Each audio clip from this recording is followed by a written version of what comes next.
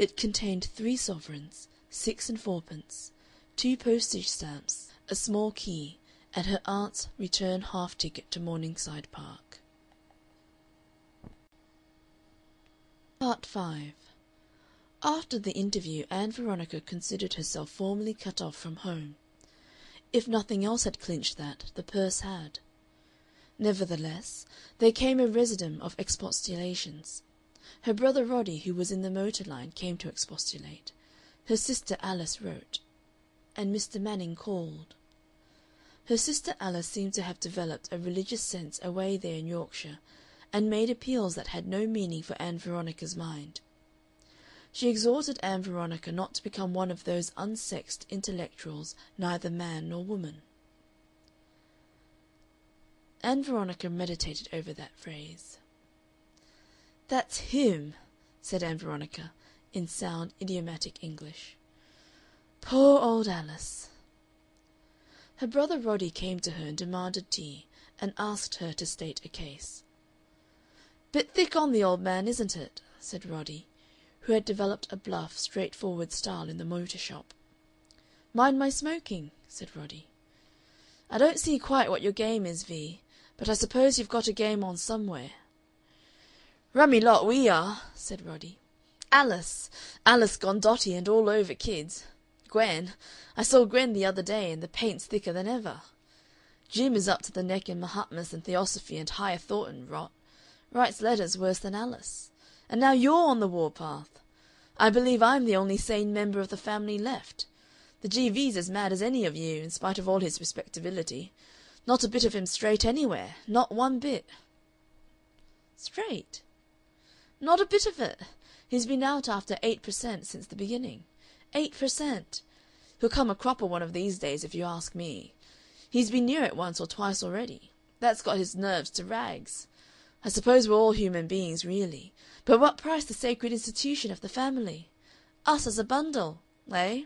I don't half disagree with you, V, really. Only thing is, I don't see how you're going to pull it off. A home may be a sort of cage, but still, it's a home. Gives you a right to hang on to the old man until he busts, practically. Jolly hard life for a girl getting a living. Not my affair." He asked questions and listened to her views for a time. "I'd chuck this lark right off if I were you, V," he said. "I'm 5 years older than you, and no end wiser, being a man. What you're after is too risky. It's a damned hard thing to do. It's all very handsome starting out on your own, but it's too damned hard. That's my opinion, if you ask me. There's nothing a girl can do that isn't sweated to the bone. You square the G.V. and go home before you have to. That's my advice. If you don't eat humble pie now, you may live to fare worse later. I can't help you a cent. Life's hard enough nowadays for an unprotected male, let alone a girl. You got to take the world as it is, and the only possible trade for a girl that isn't sweated is to get hold of a man and make him do it for her. It's no good flying out at that, V. I didn't arrange it. It's Providence. That's how things are. That's the order of the world. Like appendicitis. It isn't pretty, but we're made so. Rot, no doubt, but we can't alter it. You go home and live on the G.V. and get some other man to live on as soon as possible. It isn't sentiment, but it's horse sense. All this woman who diddery, no damn good. After all, old P, Providence I mean, has arranged it so that men will keep you more or less. He made the universe on those lines. You've got to take what you can get." That was the quintessence of her brother Roddy. He played variations on this theme for the better part of an hour. "You go home," he said at parting. "You go home. It's all very fine and all that, V, this freedom, but it isn't going to work. The world isn't ready for girls to start out on their own yet. That's the plain fact of the case. Babies and females have got to keep hold of somebody or go under. Anyhow, for the next few generations. You go home and wait a century, V, and then try again. Then you may have a bit of chance. Now you haven't the ghost of one. Not if you play the game fair." Part 6. It was remarkable to Ann Veronica how completely Mr. Manning, in his entirely different dialect, endorsed her brother Roddy's view of things. He came along, he said, just to call, with large, loud apologies, radiantly kind and good. Miss Stanley, it was manifest, had given him Ann Veronica's address. The kindly-faced landlady had failed to catch his name, and said he was a tall, handsome gentleman with a great black moustache. Ann Veronica, with a sigh at the cost of hospitality, made a hasty negotiation for an extra tea and for a fire in the ground-floor apartment, and preened herself carefully for the interview. In the little apartment, under the gas chandelier, his inches and his stoop were certainly very effective. In the bad light he looked at once military and sentimental and studious, like one of Ouida's guardsmen revised by Mr. Haldane and the London School of Economics, and finished in the Celtic School. "It's unforgivable of me to call, Miss Stanley," he said, shaking hands in a peculiar, high, fashionable manner. "But you know you said we might be friends." "It's dreadful for you to be here," he said, indicating the yellow presence of the first fog of the year without. "But your aunt told me something of what had happened. It's just like your splendid pride to do it. Quite." He sat in the arm-chair and took tea, and consumed several of the extra cakes which she had sent out for, and talked to her and expressed himself, looking very earnestly at her with his deep-set eyes, and carefully avoiding any crumbs on his moustache the while. Ann Veronica sat firelit by her tea-tray with, quite unconsciously, the air of an expert hostess. "But how is it all going to end?" said Mr. Manning. "Your father, of course," he said, "must come to realize just how splendid you are. He doesn't understand. I've seen him, and he doesn't a bit understand. I didn't understand before that letter. It makes me want to be just everything I can be to you.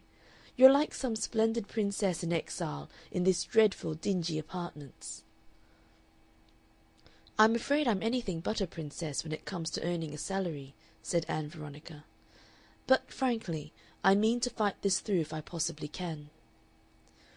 "My God!" said Manning, in a stage aside. "Earning a salary!" "You're like a princess in exile," he repeated, overruling her. "You come into these sordid surroundings, you mustn't mind my calling them sordid, and it makes them seem as though they didn't matter. I don't think they do matter. I don't think any surroundings could throw a shadow on you." Ann Veronica felt a slight embarrassment. "Won't you have some more tea, Mr. Manning?" she asked. "You know," said Mr. Manning, relinquishing his cup without answering her question, "when I hear you talk of earning a living, it's as if I heard of an archangel going on the Stock Exchange, or Christ selling doves. Forgive my daring. I couldn't help the thought." "It's a very good image," said Ann Veronica. "I knew you wouldn't mind." "But does it correspond with the facts of the case? You know, Mr. Manning, all this sort of thing is very well as sentiment, but does it correspond with the realities? Are women truly such angelic things and men so chivalrous?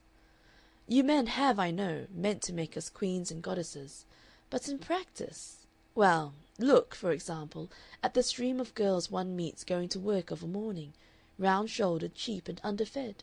They aren't queens, and no one is treating them as queens. And look again at the women one finds letting lodgings. I was looking for rooms last week. It got on my nerves, the women I saw. Worse than any man. Everywhere I went and rapped at a door, I found behind it another dreadful dingy woman. Another fallen queen, I suppose. Dingier than the last. Dirty, you know, in grain. They're poor hams." "I know," said Mr. Manning, with entirely suitable emotion. "And think of the ordinary wives and mothers with their anxiety, their limitations, their swarms of children." Mr. Manning displayed distress.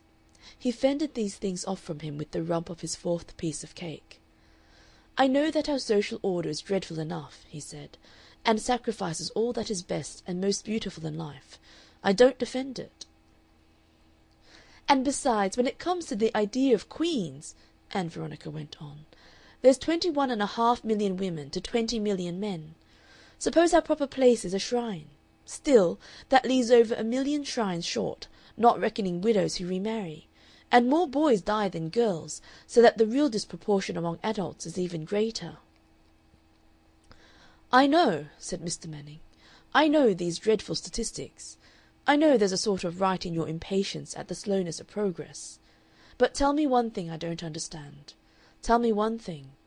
How can you help it by coming down into the battle and the mire?